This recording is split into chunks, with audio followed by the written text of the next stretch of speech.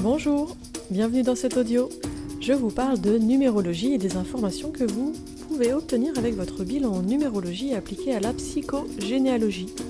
Alors, la numérologie, c'est quoi ? Du latin numerus, nombre, et du grec logos, discours. La numérologie est la science qui étudie les nombres. C'est l'étude à l'aide des prénoms, noms et dates de naissance qui permet d'obtenir des informations sur votre personnalité, votre chemin, vos forces, vos faiblesses, vos défis à relever, et des informations sur vos héritages familiaux et les influences de votre lignée sur votre vie. Elle permet aussi d'obtenir des informations sur vos prédispositions au moment de votre conception, en lien avec les expériences issues de votre arbre généalogique et vos dettes karmiques. Les informations de votre bilan en numérologie d'une 15aine de pages sont uniques, car il n'y a pas deux personnes comme vous dans ce monde. Les informations sont à accueillir avec votre libre arbitre. C'est à vous de faire la part des choses entre ce que vous retenez et ce que vous mettez de côté. Dans chaque nombre et sa vibration, il y a les aspects positifs et les aspects négatifs. C'est à vous de voir comment vous vous situez. Alors, quelles sont les informations que vous allez obtenir avec votre bilan en numérologie appliqué à la psychogénéalogie ? Le nombre actif, c'est l'influence de votre prénom sur vos comportements et votre personnalité. Le nombre héréditaire, c'est ce qui vous a été transmis par votre nom de famille, par la lignée de votre père. Ce que vous a transmis votre nom de famille n'est pas forcément ce que vous retenez ou développez dans votre vie. Vous pouvez tout prendre ou tout rejeter ou n'en garder qu'une partie. Pour autant, c'est ce qu'il vous a été donné de recevoir par cette transmission de votre nom de famille. Le nombre d'expressions sont les éléments principaux de votre caractère et de vos comportements. Le nombre d'élans spirituels, c'est la direction à prendre dans votre vie, le désir de votre âme, de votre inconscient. Le nombre du moi intime sont les moyens pour vous accomplir matériellement et professionnellement ce qui doit être réalisé dans votre vie. Le nombre de chemins de vie est votre voie initiatique avec les expériences et les apprentissages. Le nombre d'initiations spirituelles, c'est la leçon vitale, c'est votre grand défi intérieur lié aux prises de conscience et à votre évolution personnelle. Le nombre axial, c'est votre grand désir général, votre motivation profonde pour la vie. Le nombre de l'arcane de destinée donne une confirmation, un plan global de votre destinée. Le nombre de force, c'est la mission que vous avez sur Terre.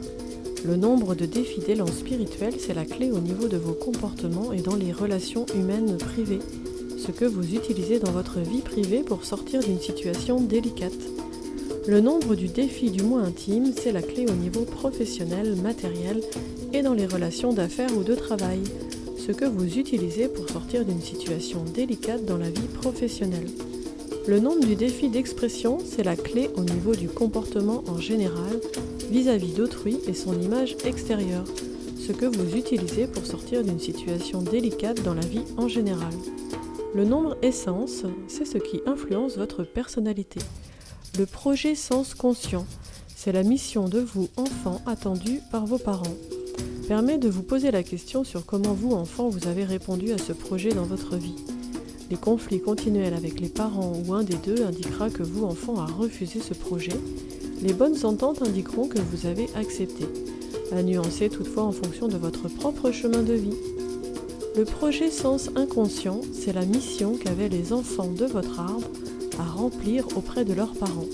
Il est à comparer avec la mission de vous, enfant, attendue par vos parents. Les numéros d'inclusion consciente, c'est le capital que vous utilisez pour agir dans 9 domaines.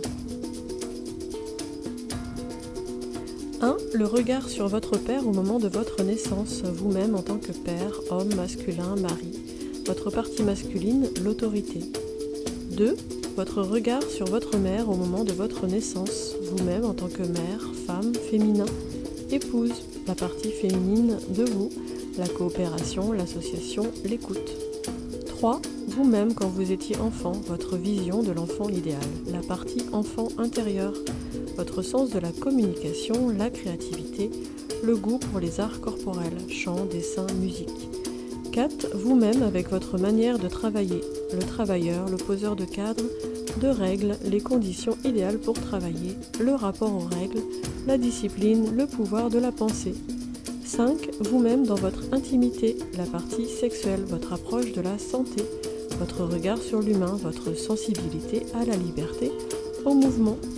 6. Vous-même en tant qu'artiste, votre sensibilité à l'art, soi-même dans votre sensualité, le chef de famille, le responsable, votre sens de la beauté, de l'esthétique, votre sens de la famille, des responsabilités, votre goût pour les arts corporels, danse, théâtre, sculpture.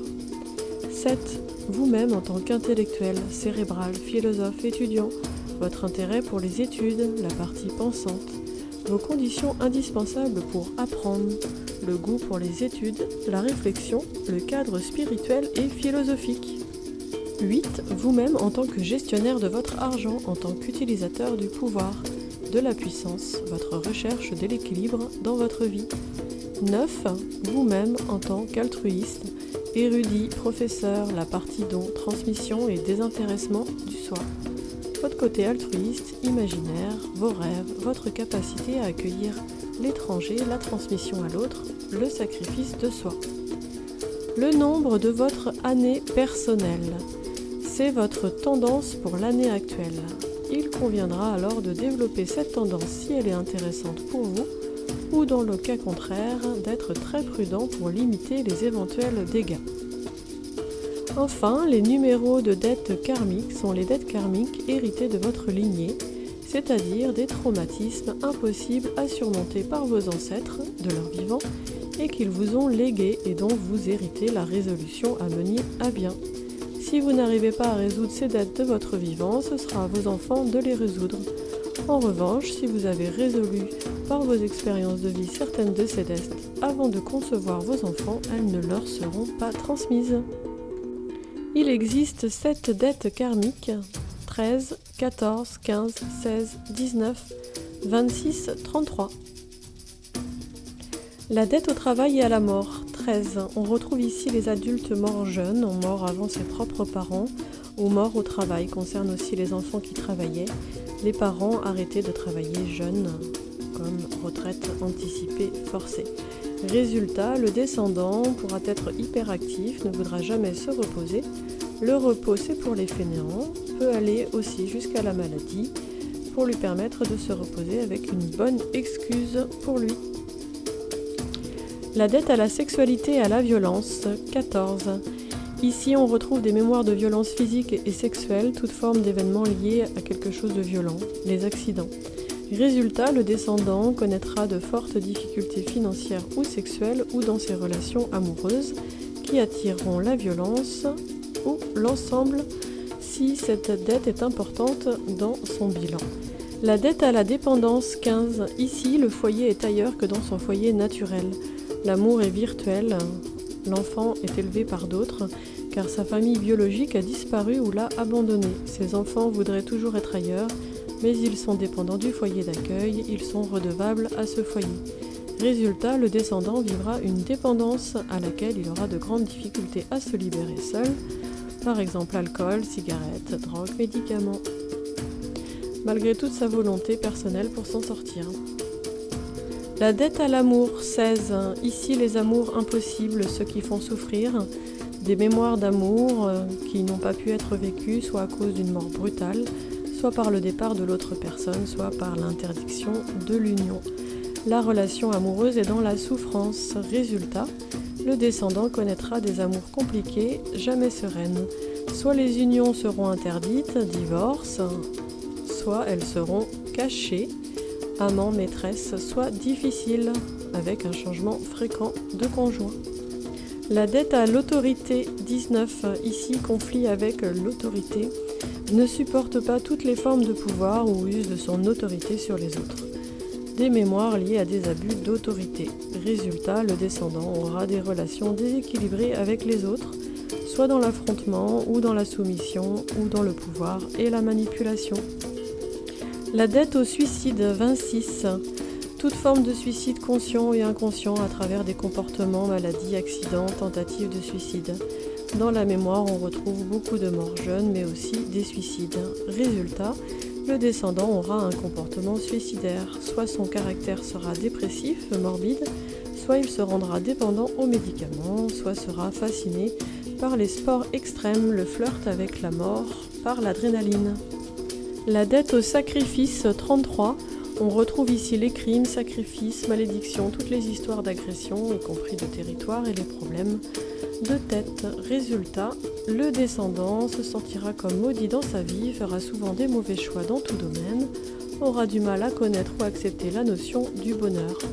Une fois réglée, cette dette ouvre des vocations dans les métiers suivants, réanimateur, thérapeute, tous ces métiers qui réveillent le passé. Voilà l'essentiel des informations que vous pouvez obtenir avec votre bilan en numérologie appliqué à la psychogénéalogie. Je conseille de le faire au moins une fois dans sa vie. Il peut répondre à un besoin de connaissance de soi ou d'approfondissement. S'inscrit aussi assez bien dans une démarche de développement personnel que thérapeutique, notamment en lien avec la résolution des blocages dans différents domaines de vie, personnel, relationnel, familial, sentimental et professionnel. Au moment de la restitution du bilan, des informations vous amèneront à revisiter votre vie, vos relations avec vos parents, vos relations à vous-même dans les 9 domaines cités précédemment. Vous questionner sur vos héritages et peut-être aussi décider avec votre libre arbitre de travailler sur un sujet précis en fonction d'où vous en êtes dans votre vie et les objectifs que vous désirez atteindre. N'hésitez pas à dire en commentaire si cet outil vous intéresse ou les questions que cela suscite. Dans un second temps, je vous proposerai un audio de restitution d'un bilan d'une personne que j'accompagne en ce moment de manière individuelle.